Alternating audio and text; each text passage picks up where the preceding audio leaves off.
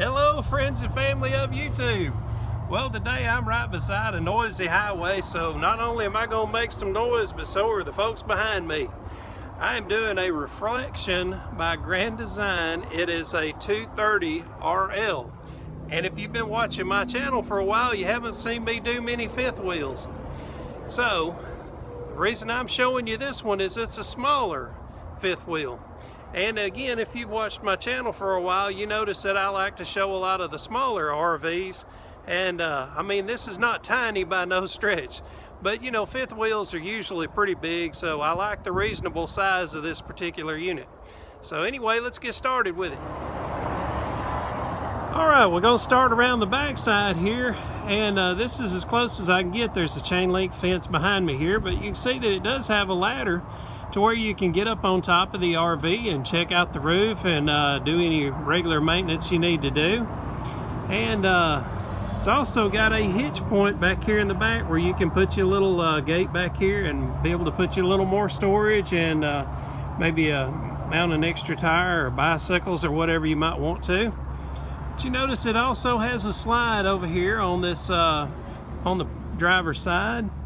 And we'll walk on around here and show you some more of the side of this. This is set up with a 30 amp electric system here by Furrion, and it's also got all your controls outside here where you can do your dump tanks, your gray tank, black gray, and also clean them out. You can hook the water connections here and be able to clean them out as well. But look how much storage you got through here. How about that? And you've also got a propane tank here on the side. Got a little bit of storage on the front as well.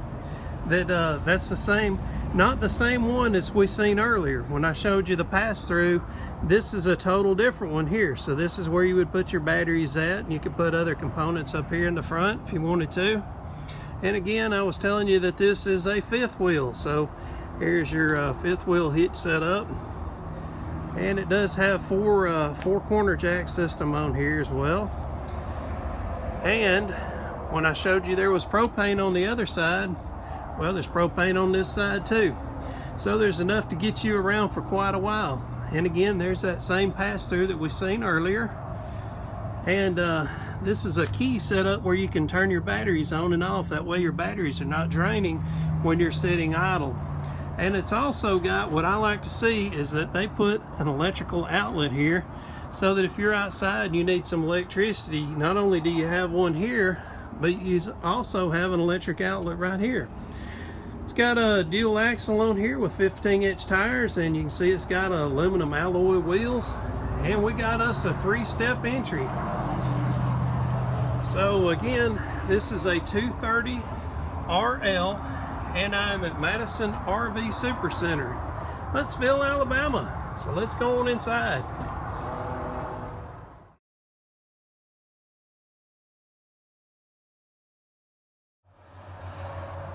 Well, just as I entered the door there, you can see that it's got a cool set of windows here in the back to give you a good wraparound view from the back side of the RV.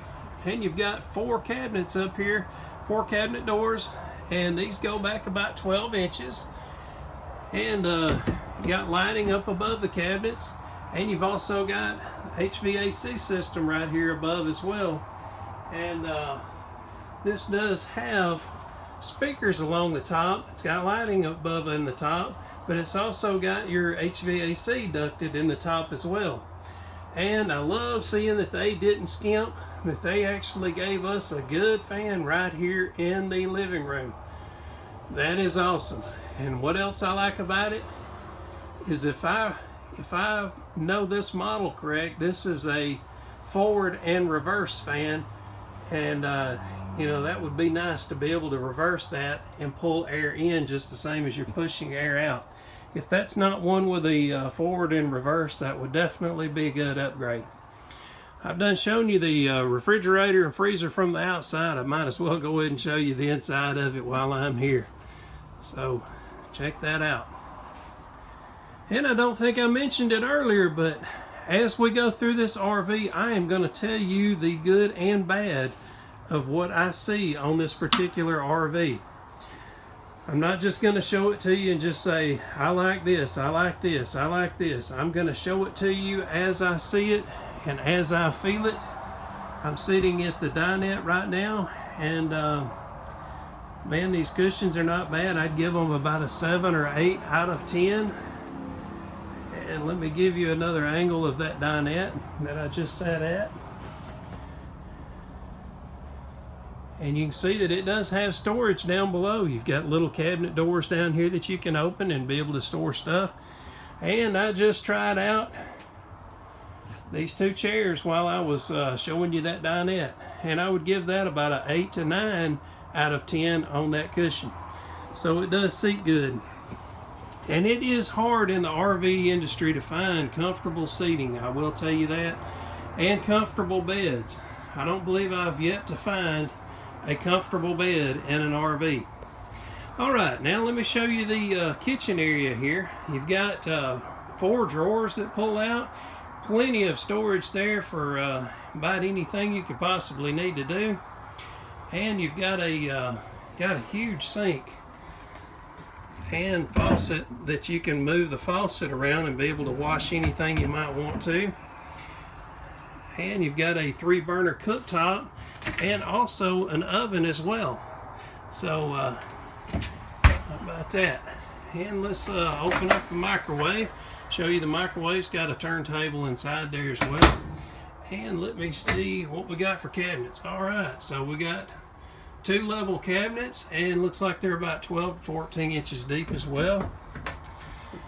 And I like that they did give you an outlet here so that you could put you some utensils across the top here, maybe a coffee maker or something like that. And you've also got this little additional piece that comes out here to give you a little extra countertop. And I don't believe I talked about the TV, but you know how us men, we love our TVs. We can't even leave home without one. So here's a good sized TV. Looks like it's about a 42 inch. And we got some cabinets down below. And man, those go deep. A lot deeper than I was expecting. I really didn't expect that. So that furthest deepest point back there, this is kind of triangular shape, but that deepest point right there is probably about 30 inches deep. So that's all right. And probably about 12 inches deep on this side. Okay, so now let's go up into the master quarters, and you got your 3 steps to get up there. And they even gave a window in the hallway, so that's kind of nice to help light it up a little bit.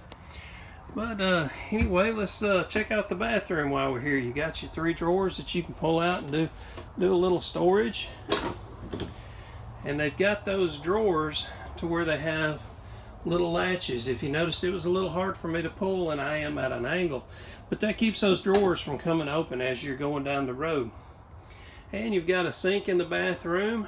And I did get in this shower just a few minutes ago before I started shooting the video, and I'm 6'1". There's probably enough room for 6'6" or 7 in there because of that upper headroom area. If I was to do an upgrade, I'd definitely throw the fan out of here and put me a different fan system. But you do have some cabinetry right over the toilet as well for some extra storage. And you've got the standard foot flush toilet here. And I haven't shown you the shower door, but there's what we got going on for the shower door. And this is, if you haven't seen this, this is a very light plastic material. So anyway, let's go into the bedroom. Alright. Now the bedroom, I'm assuming this is about a queen size bed. And you can see that you've got a little storage area right over beside the bed. And you've got plenty of storage over the bed. And I love the lighting fixtures that they put in here as well. And you can see that they've got windows on both sides of the bed. And let me show you inside this closet area here. They gave you a cabinet here to do you some his and her storage all in one.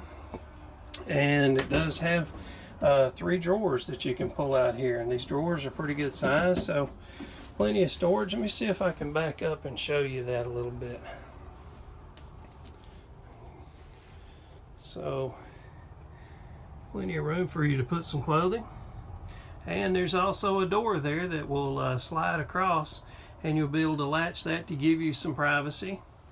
And I don't believe I talked about it, but the ceiling is also ducted HVAC in here as well, and it does have a vent right over the bed. And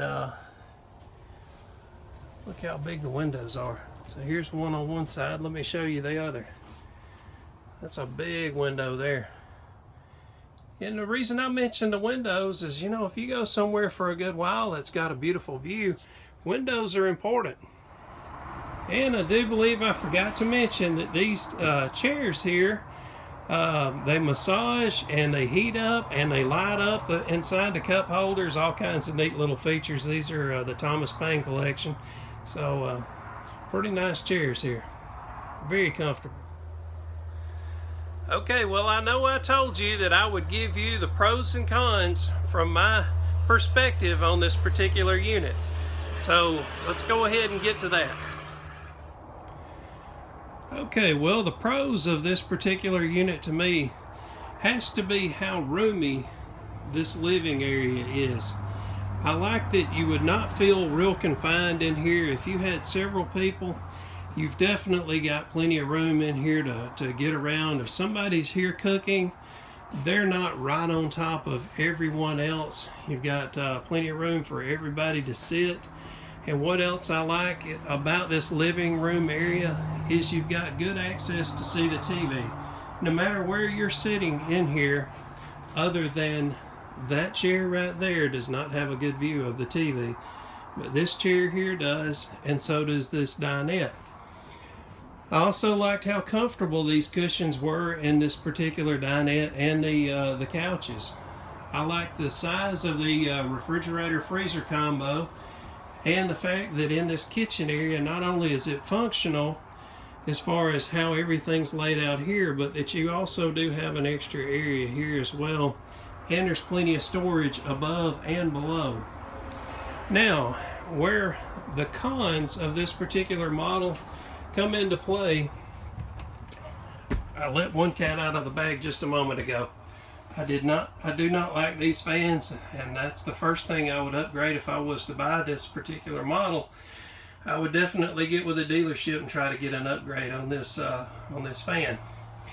Now the other thing is these shower curtains. I guess you call them a curtain. I don't know what they're calling these things. I have nothing to base this on other than my gut feeling, but I do not like these curtain doors or whatever they're calling these. They just feel too flimsy to me, and it feels like something that would break very easily, especially if you had young kids. I'm sure they could find a way to break it. Now, with that being said, you can always add a shower curtain on this rod here and you would still be fine. Everything would still be functional, but I just wanted to point out what I felt like was a negative. Now, in the bedroom area, I do love the fact that they do have these big windows, and that they do have an area here for you to do some storage. But I do wish that it had just a little bit more storage for full-length clothing. But I don't know what the answer to that would be, other than if they would have shifted this bed over maybe to one side and had a storage area on one side of the bed. I did earlier forget to mention that there is a storage area underneath the bed, and it's very easy to lift this up with those shocks on here, so you can lift up the bed and have plenty of room for storage down there. So that somewhat negates what I was just saying, is that I do wish that there was more storage. So in theory, you could store your clothing up under there if you wanted to. One more thing you could consider doing an upgrade on is this is just a vent. There's no fan in here. If you think that you might be staying in an area and doing what is called boondocking, this would be a good thing to consider, is maybe get a fan installed here that has forward and reverse, and that way it can pull air through or it can pull air out depending on what time of year it is and what temperature that you're wanting to get into the bedroom area. Well, here are the specifications for this particular unit.